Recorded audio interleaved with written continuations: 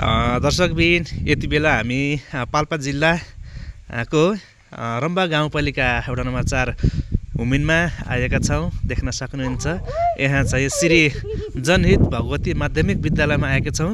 यस स्कुलमा अध्ययन गर्ने हाम्रा साना भान्जीहरू मसँग आउनुभएको छ। भान्जीहरू चाहिँ मामा हाम्रो स्कुलमा जाउँ भनेर आज म भान्जीहरूकै सहभागी त्यहाँ म यस विद्यालयमा आएको छु।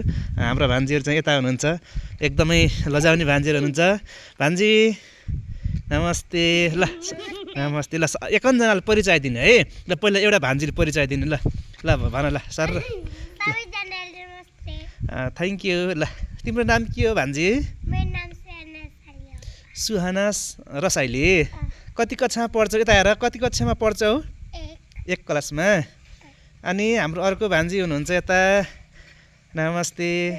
नाम के हो भान्जीको? सुजना बिका। कति क्लासमा पढ्छौ?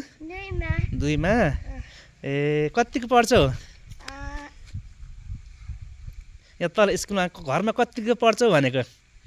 धेरै पढ्नुपर्छ है। ल भान्जी पनि हुन्छ।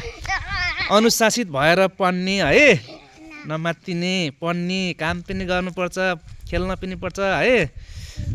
भान्जीहरूले चाहिँ मामा जाम हामी पढ्ने स्कुलमा भनिसकेपछि म पनि भान्जीहरू सँगसँगै यस विद्यालयमा आएको छु। एकदमै रमाइलो ठाउँ रहेछ हुमिन। जताततै डाँडाकाँडाहरूले छाएको, एकदमै यहाँबाट चाहिँ हिमाल पनि देख्न सकिने छ। तर यति बेला चाहिँ हल्का कुहिरो लागेको कारणले गर्दा हिमाल चाहिँ देख्न सकिएन।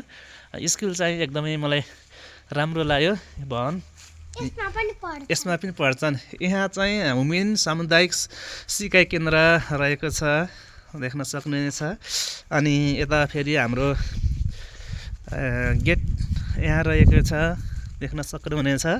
त्यसै गरी हाम्रो भान्जीहरू पढ्ने चाहिँ क्लास चाहिँ तल, यहाँ तल्लो भवनमा। भान्जी यहाँ तल्लो भवनमा पढ्छौ?